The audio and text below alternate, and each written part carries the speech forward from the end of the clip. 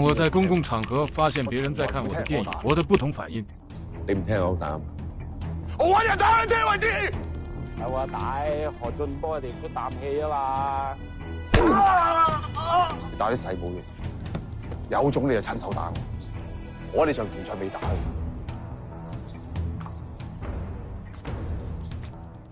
你就為其他人嚟搞我，我踎喺你坐，你就死啦！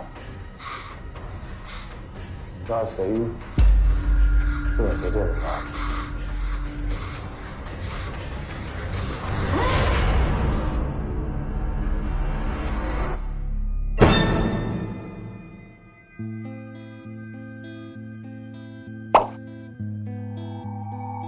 經常坐監嘅兄弟肯定知道㗎啦，捕得肉多就肯定冇好下場。